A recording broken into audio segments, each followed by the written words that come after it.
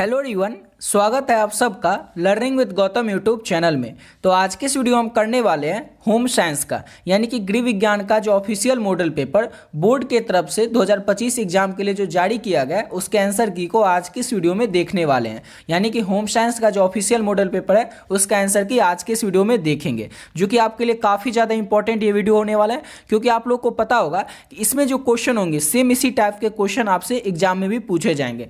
जैसे कि इसमें 70 क्वेश्चन है और इस 70 क्वेश्चन में से आपको कोई भी चूज करके 35 बनाना है। सेम इसी तरह से आपको बोर्ड एग्जाम में भी क्या रहेगा, 70 क्वेश्चन रहेगा और इसी में से चूज करके आपको 35 क्वेश्चन बनाना रहेगा। तो बोर्ड में तो आपको 35 बनाना है, लेकिन एक चीज और आपको बता दें, यहां पर जो आपको अभी 70 क्वेश्चन मॉडल पेपर में दिया गया है, इस 70 क्वेश्चन को आपको अच्छे तरीके से याद कर लेना। अगर आप रटना चाहे, याद करना चाहे, जैसे समझना है आपको समझ लीजिए, लेकिन इसको अच्छे तरीके से याद कर लेना। अब क्यों बोल रहे हैं कि इसको अच्छे से याद कर ही लेना है, क्योंकि सेम इसी मॉडल पेपर से आपको सेम टू सेम क्वेश्चन जो है 7 से 8 आपको बोर्ड एग्जाम में भी देखने को मिल जाएंगे। यानी कि आपके एग्जाम में आएंगे क्वेश्चन कितने, तो 35, और कम से कम 7 से 8 question same to same objective का इसमें से ही आपको देखने को मिल जाएगा। तो वीडियो आप लोगों के लिए काफी ज्यादा इंपॉर्टेंट होने वाला है, तो आप लोग इसको अच्छे से और ध्यानपूर्वक लास्ट तक देखिएगा। ठीक है, तो चलिए शुरू कर लेते हैं फर्स्ट क्वेश्चन से।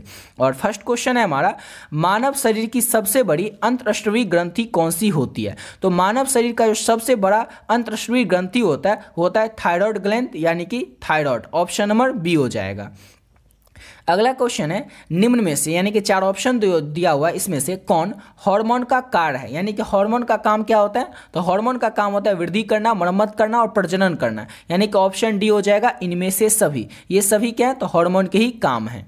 अगला क्वेश्चन है, महिलाओं में कितने अंडाशय होते हैं। कई बार आपको बता चुके हैं, महिलाओं में 2 अंडाशय होते हैं। ऑप्शन बी हो जाएगा। नेक्स्ट क्वेश्चन है, मानव शरीर में थायराइड ग्रंथि कहां पर स्थित होती है। तो मानव शरीर का जो गर्दन होता है, नेक का एरिया होता है, यानी गर्दन होता है, वहां पर थायराइड ग्रंथि यानी कि थायराइड ग्लैंड जो है वो स्थित होता है। Where is the thyroid gland located in human body, तो नेक में। ऑप्शन नंबर सी हो जाएगा। नेक्स्ट क्वेश्चन है हमारा, निम्न में से, फिर पूछ रहा है कि 4 ऑप्शन दिया हुआ है, यानी कि निम्नलिखित में से 4 ऑप्शन में से कौन सा हार्मोन पीयूष ग्रंथि से स्रावित होता है। तो वृद्धि हार्मोन यानी कि ग्रोथ हार्मोन जो होता है, वृद्धि हार्मोन, यही होता है पीयूष ग्रंथि से स्रावित। ऑप्शन बी हो जाएगा। नेक्स्ट क्वेश्चन है, निम्न में से कौन सी ग्रंथि रक्त में कैल्शियम के स्तर को कम कर देती है। सिंपल सा क्वेश्चन है, समझिएगा कि आपसे पूछ रहा है वो कौन सा ग्रंथि है, वो कौन सा ग्लैंड है जो कि रक्त में यानी कि खून में कैल्शियम के स्तर को कम कर देता है। तो कैल्शियम के स्तर को हमारे खून में थायराइड ग्रंथि, जिसे कि इंग्लिश में थायराइड ग्लैंड कहते हैं, वो कम कर देता है। ऑप्शन नंबर बी हो जाएगा। अगला क्वेश्चन है, महिलाओं को दूध का स्राव किस हार्मोन के कारण होता है। तो महिलाओं का जो दूध का स्राव है ये होता है किसके कारण, तो ये होता है प्रोलैक्टिन के कारण। ऑप्शन नंबर इसका ए हो जाएगा। अगला क्वेश्चन है, एक महिला के लिए सामान्य गर्भधारण की अवधि क्या होती है। तो किसी भी महिला के लिए जो सामान्य गर्भधारण की अवधि होती है वो 280 दिन का होता है। याद रखिएगा, गर्भधारण की जो अवधि होती है वो 280 दिन का होता है, और महिलाओं के लिए ये लिखा गया। ठीक है, ऑप्शन नंबर बी हो जाएगा। नेक्स्ट क्वेश्चन है हमारा, प्रसव के बाद स्रावित होने वाला पहला दूध कहलाता है। तो प्रसव के बाद स्रावित होने वाला जो पहला दूध होता है वो क्या कहलाता है, तो प्रसव के बाद स्रावित होने वाला जो पहला दूध होता है वो कोलेस्ट्रॉम कहलाता है। ऑप्शन नंबर इसका सी हो जाएगा। अगला क्वेश्चन है हमारा, शारीरिक विकास की सबसे महत्वपूर्ण अवस्था क्या होती है। तो शारीरिक विकास की जो सबसे महत्वपूर्ण अवस्था है वो होती है किशोर अवस्था। और अगर आपसे एग्जाम में पूछ ले, बोर्ड एग्जाम में, कि किशोर अवस्था किस वर्ष को कहते हैं, तो 14 से लेकर के 19 जो वर्ष होता है हमारा, 14 साल से 19 साल के बच्चे, उसी को कहा जाता है किशोर अवस्था। अगला क्वेश्चन है, कौन सी बीमारी ध्वनि प्रदूषण के कारण होती है। अब 4 बीमारी का नाम दिया हुआ है, मधुमेह, मलेरिया, अस्थमा और उच्च रक्तचाप। इस चारों में से कौन सी बीमारी जो है वो ध्वनि प्रदूषण, यानी जो ज़्यादा हॉर्न बजाते हैं या ज़्यादा डीजे पर साउंड बजता है, उस सब से क्या होता है, ध्वनि प्रदूषण होता है। तो ध्वनि प्रदूषण से कौन सी बीमारी हो जाती है, तो उच्च रक्तचाप हो जाता है ध्वनि प्रदूषण के कारण। ऑप्शन नंबर इसका ए बी हो जाएगा, उच्च रक्तचाप। अगला क्वेश्चन है, बच्चों के विकास को क्या प्रभावित करता है। तो बच्चों के विकास को वंशानुक्रम और वातावरण दोनों प्रभावित करता है, यानी कि ऑप्शन नंबर इसका सी हो जाएगा। याद रखिएगा, बच्चों के विकास को क्या प्रभावित करता है, तो वंशानुक्रम और वातावरण दोनों। ऑप्शन नंबर सी हो जाएगा, ए और बी दोनों।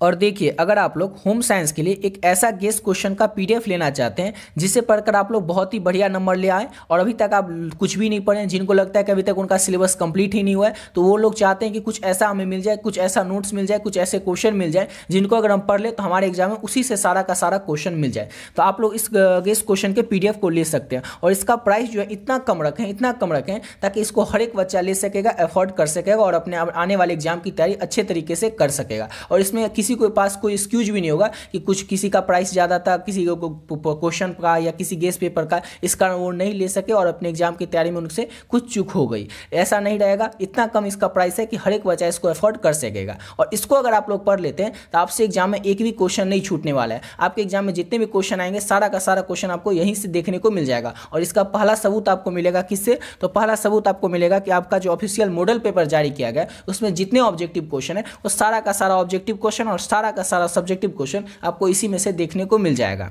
और अभी बात करें इस पीडीएफ में आपको मिलेगा क्या क्या, तो 3 पीडीएफ मिलेगा, और 3 पीडीएफ जो है उसमें रहेगा क्या क्या, तो पहला पीडीएफ में ऑब्जेक्टिव क्वेश्चन रहेगा। ये जो ऑब्जेक्टिव क्वेश्चन है चैप्टर वाइज रहेगा, यानी पहला चैप्टर से लेकर के होम साइंस के लास्ट चैप्टर तक में जितने भी चैप्टर है, हर एक चैप्टर का जो भी इंपॉर्टेंट क्वेश्चन है जो कि आपके एग्जाम में आने के लिए ये थोड़ा भी इंपॉर्टेंट है, सारा क्वेश्चन इसमें ऑब्जेक्टिव ऐड कर दिया गया है। सेम इसी तरह से सब्जेक्टिव में भी लघु उत्तरीय और दीर्घ उत्तरीय प्रश्न चैप्टर वाइज जितने भी इंपॉर्टेंट ऑब्जेक्टिव क्वेश्चन है यहाँ पर नंबर दिया हुआ कि किस सब्जेक्ट में, जैसे कि ऑब्जेक्टिव कितना रहेगा और सब्जेक्टिव कितना रहेगा।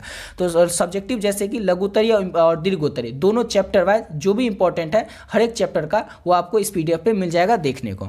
और तीसरा पीडीएफ में आपको क्या मिलेगा, और पीवाईक्यू मिलेगा। पीवाईक्यू जो मिलेगा ये 2013 से 24 तक का मिलेगा, यानी कि पिछले 11 साल में जो भी क्वेश्चन पूछे गए ऑब्जेक्टिव के सारा का सारा क्वेश्चन आपको आंसर के साथ मिल जाएगा। और एक चौथा पीडीएफ भी अब मिलेगा आपको, आज से एक नया चौथा पीडीएफ भी आपको मिलेगा। अब उस चौथा पीडीएफ में क्या रहेगा, तो अभी उसमें सब्जेक्टिव क्वेश्चन रहेगा। जो सब्जेक्टिव रहेगा कैसा, तो सब्जेक्टिव तो यहाँ पर आपको दे ही रहे, तो सब्जेक्टिव वो रहेगा जो कि आपका जो ऑफिशियल मॉडल पेपर जारी किया गया उसमें जितने सब्जेक्टिव क्वेश्चन है उसका आंसर लघु उत्तरीय और दीर्घ उत्तरीय दोनों जो है आपको चौथा पीडीएफ में देखने को मिल जाएगा। इतना सब कुछ आपको मिलेगा, और इतना सब कुछ आपको लग रहा होगा कि कम से कम 100 रुपये में तो मिलेगा, लेकिन नहीं, ये सिर्फ और सिर्फ आपको 20 रुपीज़ में मिल रहा है, और यानी कि 20 रुपये में। इतना कम इसीलिए रखें ताकि हर एक बच्चा इसको अफोर्ड कर सकेगा, ले सकेगा। अब ये 20 रुपीज़ पे कैसे करना है और आपको पीडीएफ मिलेगा कहाँ पे, तो पीडीएफ जो है आपको व्हाट्सएप पर मिलेगा। आपका जो व्हाट्सएप नंबर है उस व्हाट्सएप नंबर पर आपको मिल जाएगा।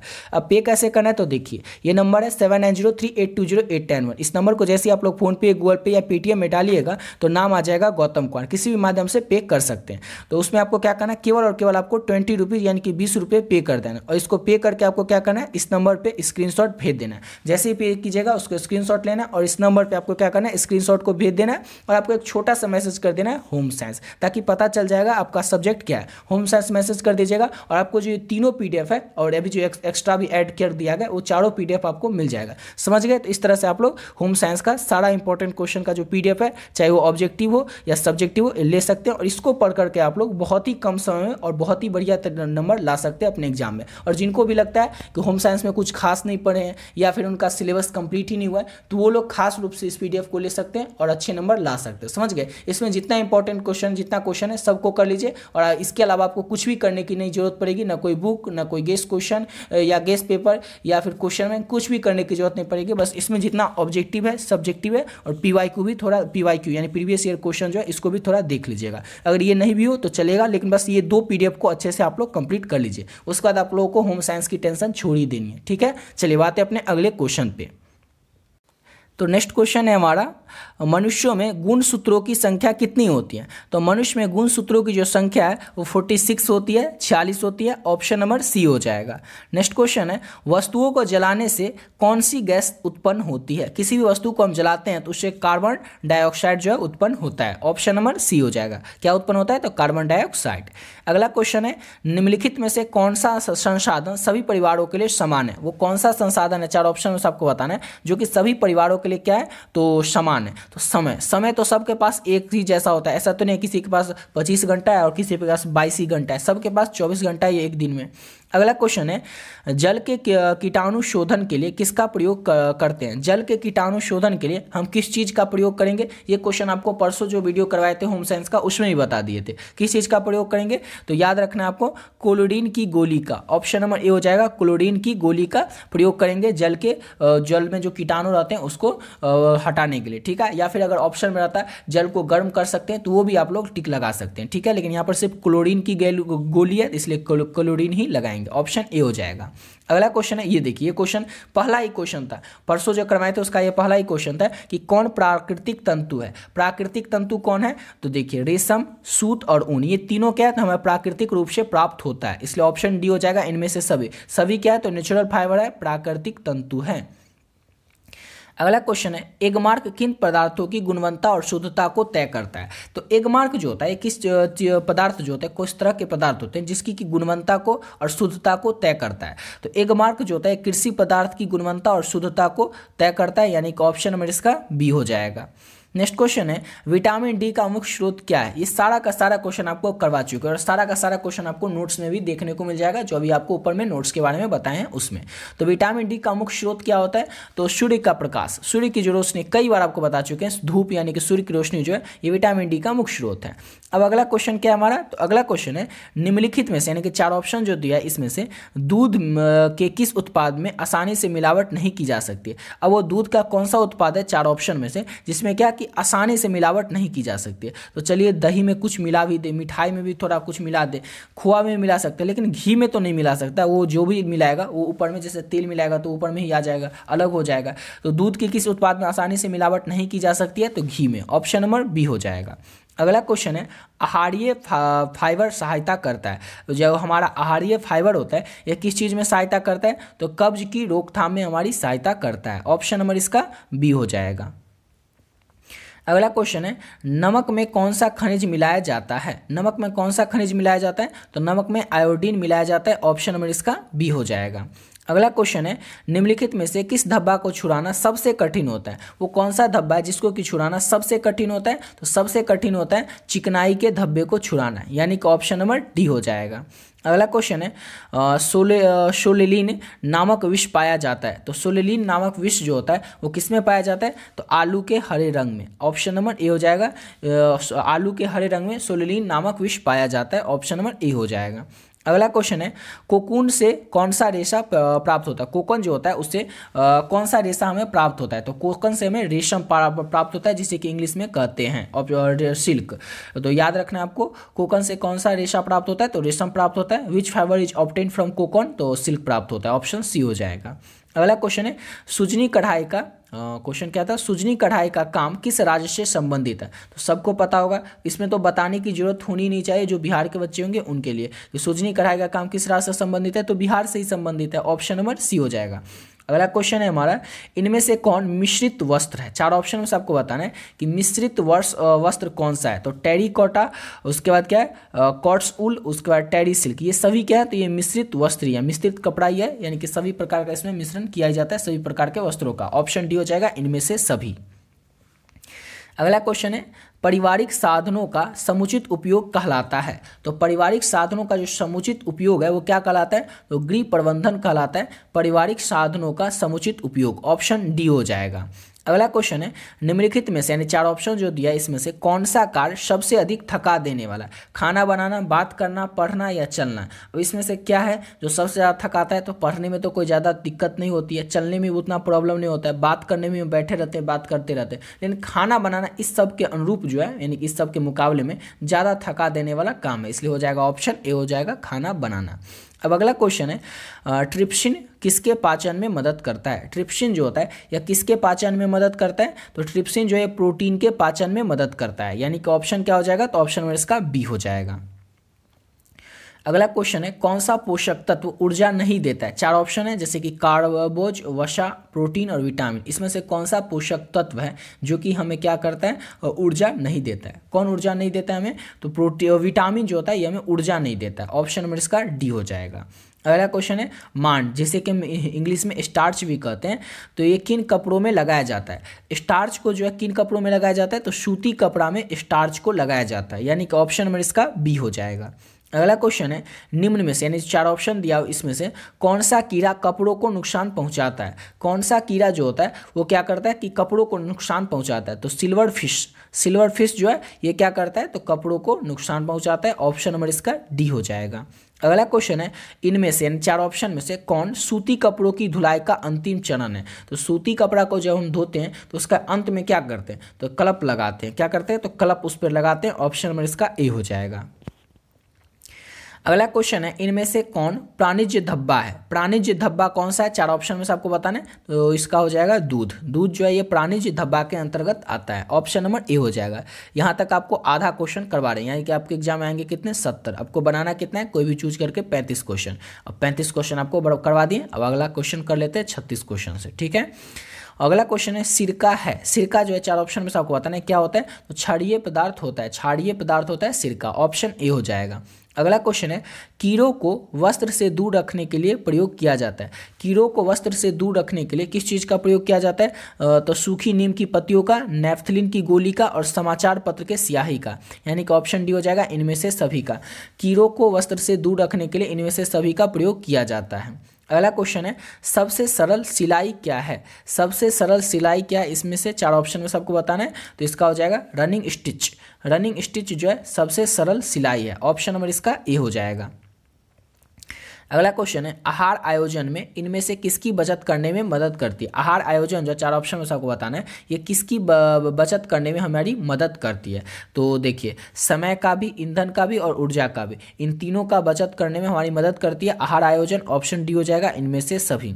अगला क्वेश्चन है, दूध निम्न में से किसका अच्छा स्रोत है। तो दूध जो है किसका अच्छा स्रोत होता है तो सबको पता है और कई बार आपको बता चुके हैं कि कैल्शियम का सबसे अच्छा स्रोत माना जाता है दूध। और ये आपको याद रखना है, कैल्शियम जो है सबसे ज़्यादा जो होता है वो दूध में होता है और दूध से बने पदार्थ में भी होता है, समझ गए। और कैल्शियम से हमारे शरीर में क्या होता है तो हमारी जो हड्डी होती है, हमारे जो दांत होते हैं वो मजबूत होते हैं। इसको भी याद रखिएगा। अगला क्वेश्चन है, किसे आपातकालीन हार्मोन के नाम से भी जाना जाता है। आपातकालीन हार्मोन के नाम से किसे जाना जाता है तो एड्रेनालिन को। एड्रेनालिन जो हार्मोन होता है तो उसको जाना जाता है आपातकालीन हार्मोन, यानी कि इमरजेंसी हार्मोन के नाम से। ऑप्शन नंबर बी हो जाएगा।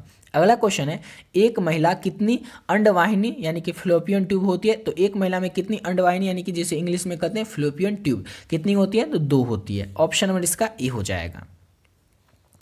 अगला क्वेश्चन है हमारा, निम्नलिखित में से कौन सी अंग प्रणाली पुरुषों और महिलाओं में भिन्न होती है। कौन सी अंग प्रणाली तो प्रजनन तंत्र जो है ये पुरुषों में और महिलाओं में दोनों में भिन्न होती है, अलग अलग होती है। अगला क्वेश्चन है, भ्रूण का विकास किस महीने के अंत में पूरा हो जाता है। तो भ्रूण का विकास जो छोटे बच्चे का जो जिस समय जन्म होता है उससे पहले का जो उसका विकास होता है उसको कहते हैं भ्रूण। तो भ्रूण का विकास जो है यह किस महीने के अंत में पूरा हो जाता है तो 9वें महीने के अंत में पूरा हो जाता है भ्रूण का विकास। ऑप्शन नंबर डी हो जाएगा।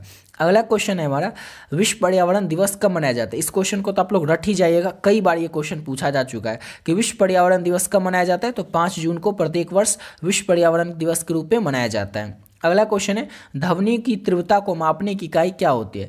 ध्वनि की तीव्रता को मापने की जो इकाई है वो डेसिबल होता है। ऑप्शन नंबर बी हो जाएगा।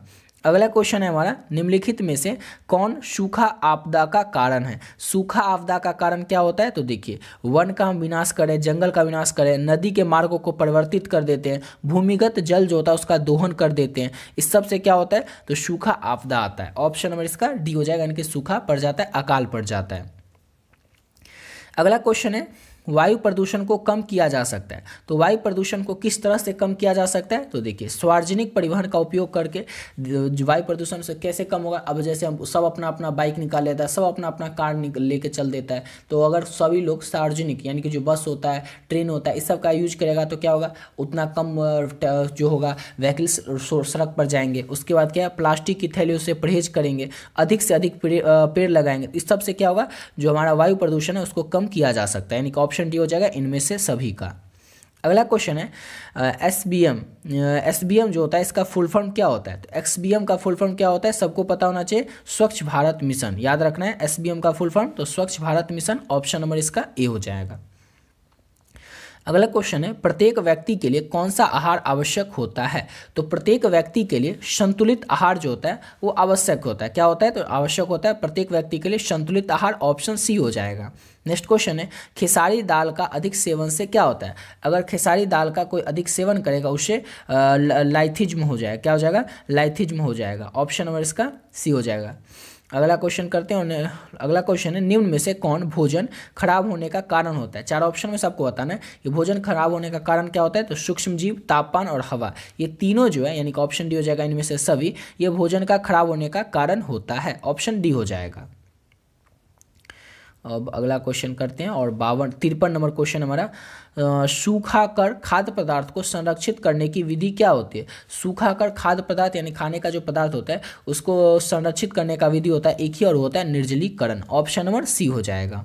अगला क्वेश्चन है, भोजन को छूने से पूर्व और पश्चात हाथ धोने चाहिए। तो भोजन को हम छुएंगे उससे पहले और उसके भोजन को छूने के बाद किस चीज़ से हाथ धोना चाहिए? तो हाथ धोना चाहिए हमें साबुन से। ऑप्शन नंबर बी हो जाएगा। अब होम साइंस एक ऐसा सब्जेक्ट है जिसमें कई सारा आंसर, यानी कि 70 क्वेश्चन में सबको 20 क्वेश्चन का है तो आंसर नॉर्मल व्यक्ति को ऐसे ही पता होगा। कैसे पता होगा? क्योंकि वो सारी चीज़ हम अपने जो दैनिक जीवन होता है उसमें रोजमर्रा में यूज करते हैं। तो इस सब क्वेश्चन का आंसर तो बच्चों को पता है कि भोजन को छुएंगे और उस छूने के बाद हमें साबुन से हाथ धुलाना चाहिए। ठीक है, तो ये सब तो सबको पता ही होता है। अगला क्वेश्चन है जैसे हमारा, निम्नलिखित में से कौन आहारीय मिलावट की रोकथाम में मदद करता है? तो आप यानी कि भोजन का जो लोग भोजन के पदार्थ में मिलावट कर देते हैं, इसकी रोकथाम में मदद जो है वो कौन करता है? तो इसमें मदद करता है हमारे आम आदमी मदद कर सकते हैं कि आम आदमी आवाज़ उठा करके। खाद्य अपमिश्रण निवारण अधिनियम जो है ये भी हमारी मदद कर सकता है। उसके बाद है खाद्य निरीक्षक जो होते हैं वो फूड इंस्पेक्टर, वो भी हमारी मदद कर सकते हैं, यानी कि ऑप्शन डी हो जाएगा। इनमें से सभी, ये सभी हमारे जो आहारीय मिलावट यानी कि जो खाने का जो पदार्थ में मिलावट किया जाता है उसको रोकने में, उसको रोकथाम करने में हमारी मदद कर सकते हैं ये सभी लोग। अगला क्वेश्चन है, गर्भावस्था के दौरान क्या रिकॉर्ड किया जाना चाहिए? तो गर्भावस्था के दौरान क्या रिकॉर्ड करना चाहिए? तो नाड़ी की गति को, श्वास की गति को और रक्तचाप को, यानी कि ऑप्शन क्या हो जाएगा? तो ऑप्शन डी हो जाएगा। इनमें से सभी को रिकॉर्ड करना चाहिए गर्भावस्था के दौरान। अगला क्वेश्चन है, जन्म के तुरंत बाद बच्चे का रोना इनमें से किसका महत्वपूर्ण सूचक होता है? अब जन्म के समय बच्चा अगर तुरंत रो देता है, इससे पता हमें चलता है कि बच्चा स्वस्थ हो चुका है। ठीक है, यानी कि बच्चा स्वस्थ है। ऑप्शन नंबर बी हो जाएगा। अगला क्वेश्चन है, इनमें से अस्पताल में प्रसव कराने का क्या लाभ है? तो अस्पताल में प्रसव कराने का क्या लाभ है? तो विशेष चिकित्सक की देखरेख में प्रसव होगा, आपातकालीन देखभाल भी होगी और प्रसव के बाद निरंतर सहायता भी मिलेगा, यानी कि ऑप्शन डी हो जाएगा। यानी प्रसव कराने का अस्पताल में ये हमारे फायदा हो सकता है, यानी कि बच्चे का जन्म अगर अस्पताल में होगा, प्रसव महिलाओं का प्रसव जो होगा वो अस्पताल में होगा, तो उससे ये सारी फायदा हमें देखने को मिल सकता है। यानी ऑप्शन डी हो जाएगा इनमें से सभी। अगला क्वेश्चन है, साधन होते हैं। अब साधन जो होते हैं वो क्या होते हैं? तो ये सार्वजनिक होते हैं, सीमित होते हैं, असीमित होते हैं या अनुपयोगी होते हैं। तो साधन जो होते हैं वो सीमित होते हैं। क्या होते हैं? साधन सीमित होते हैं। ऑप्शन नंबर सी हो जाएगा। अगला क्वेश्चन है, गृह सज्जा में प्रयोग होने वाले डिजाइन कितने प्रकार के होते हैं? तो गृह सज्जा में प्रयोग होने वाले जो डिजाइन होते हैं वो 3 प्रकार के होते हैं। कितने प्रकार के होते हैं? तो 3 प्रकार के होते हैं गृह सज्जा में प्रयोग होने वाले डिजाइन। ऑप्शन बी हो जाएगा। अगला क्वेश्चन है, गृह सज्जा का सिद्धांत है। तो गृह सज्जा का जो सिद्धांत है वो किस तरह का सिद्धांत है? तो गृह सज्जा का जो सिद्धांत है वो कार्यात्मक है। और उसके बाद हो जाएगा क्या है गृह सज्जा का सिद्धांत ना, तो इसका सौंदर्य से भी हो जाएगा। उसके बाद क्या हो जाएगा? अभिव्यंजकता, ये भी हो जाएगा। ऑप्शन डी हो जाएगा इनमें से सभी। क्वेश्चन था कि गृह सज्जा का सिद्धांत है, तो गृह सज्जा का सिद्धांत क्या है? तो इनमें से सभी, ये सभी हैं। ऑप्शन डी हो जाएगा।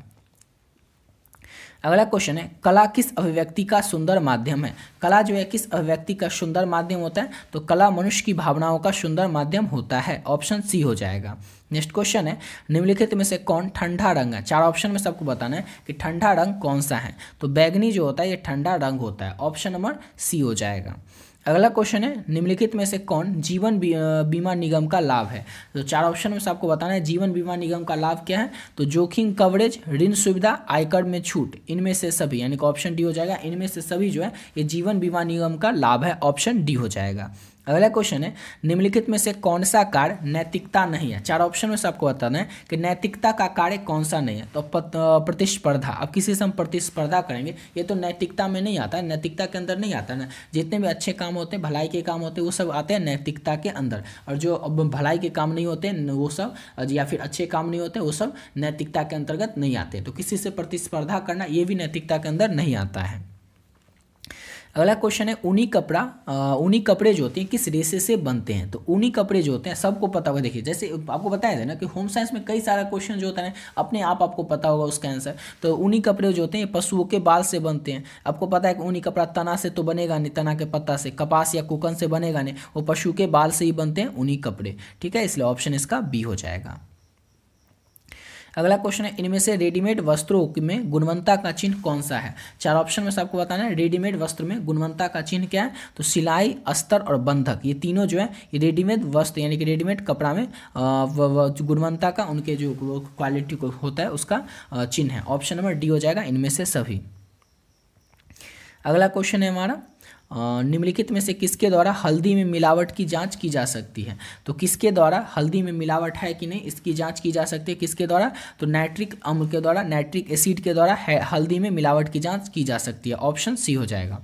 और सेकंड लास्ट क्वेश्चन है हमारा रक्त के थक्के जमने में कौन सा विटामिन सहायक होता है। तो रक्त के थक्के जमने में विटामिन के जो होता है, विटामिन के, ये सहायक होता है। ऑप्शन सी हो जाएगा।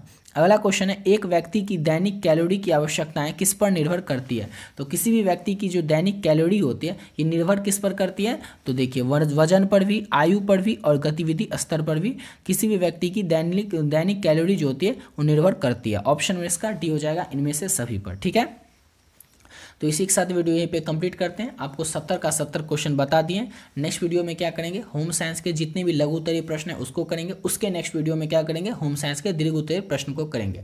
आपके आर्ट्स में जितने भी सब्जेक्ट है, चाहे वो आपका हिस्ट्री हो, ज्योग्राफी हो, पॉलिटिकल साइंस हो, होम साइंस हो, साइकोलॉजी हो, सोशलॉजी हो, म्यूजिक हो, हिंदी हो, इंग्लिश हो, सारा का सारा सब्जेक्ट हो या फिर इकोनॉमिक्स हो, सारा का सारा सब्जेक्ट का आपको मिल जाएगा। कहाँ जैसे कि ऑब्जेक्टिव का आंसर की या फिर सब्जेक्टिव का आपको क्वेश्चन आंसर, या फिर आपको बता दे दीर्घ उत्तरीय प्रश्न यानी कि सब्जेक्टिव में जो लघु उत्तरीय दीर्घ उत्तरीय होते हैं सारे टाइप के प्रश्न का आंसर आपको मिल जाएगा। जो भी आपका आर्ट्स में सब्जेक्ट है सारा का सारा आपको मिल जाएगा, सब जो ऑफिशियल मॉडल पेपर है उसका आंसर की के साथ। इसके लिए आप लोग क्या कर सकते हैं, नीचे आपको डिस्क्रिप्शन बॉक्स में लिंक मिलेगा, वहाँ पर आप लोग क्लिक कर सकते हैं। और आपको वहाँ पर नहीं मिलेगा तो आप लोग चैनल के प्लेलिस्ट सेक्शन में जाकर के वहाँ से देख सकते हैं। सारा सब्जेक्ट के आपको मिल जाएगा आंसर। ठीक है, आंसर की, और साथ में साथ आपको ऑब्जेक्टिव तो मिलेगा ही, साथ ही साथ आपको सब्जेक्टिव में भी सारा सब्जेक्ट का जितने भी आर्ट्स में सब्जेक्ट है सारा का आपको आंसर मिल जाएगा।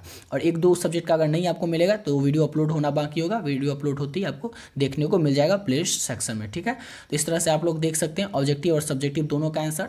और अगर आप लोग किसी भी सब्जेक्ट का आर्ट्स में पीडीएफ लेना चाहते हैं तो ऊपर जिस तरह से आपको बताएं उसी माध्यम से आप लोग पीडीएफ ले सकते हैं। और होम साइंस का जो पीडीएफ जिस तरह से बताएं आप लोग होम साइंस का तो पीडीएफ जिसका भी सब्जेक्ट होम साइंस हो जरूर से जरूर ले ही लीजिएगा। जितना क्वेश्चन उसमें पीडीएफ में आपको मिलेगा, चाहे वो ऑब्जेक्टिव हो या सब्जेक्टिव हो, सारा क्वेश्चन को अगर अच्छे से आप लोग कंप्लीट कर लेते हैं तो आपसे एग्जाम में यकीन मानिए एक भी प्रश्न आपसे छूटने वाला नहीं है। और इसका पहला सबूत आपको देखने को मिलेगा, जैसे ही आप क्वेश्चन देखिएगा तो उसमें आपको जो आपके मॉडल पेपर में क्वेश्चन सब आपको आया है, जैसे 70 क्वेश्चन, ये सारा का सारा क्वेश्चन आपको उसी में से देखने को मिल जाएगा। तो आपको अपने आप पता चल जाएगा कि एग्जाम में इसी तरह के क्वेश्चन आएंगे। ठीक है, उसमें जितना क्वेश्चन है उसको बस आपको अच्छे से याद कर लेना, सब्जेक्टिव और ऑब्जेक्टिव दोनों। और आपको केवल और केवल 20 रुपये 20 रुपीज़ में आपको होम साइंस या किसी भी सब्जेक्ट का आप लोग पीडीएफ लेना चाहे तो केवल और केवल आपको 20 रुपये में मिल जाएगा। तो इस तरह से आप लोग पीडीएफ ले सकते हैं। ठीक है, तो मिलते हैं नेक्स्ट वीडियो में नए वीडियो के साथ।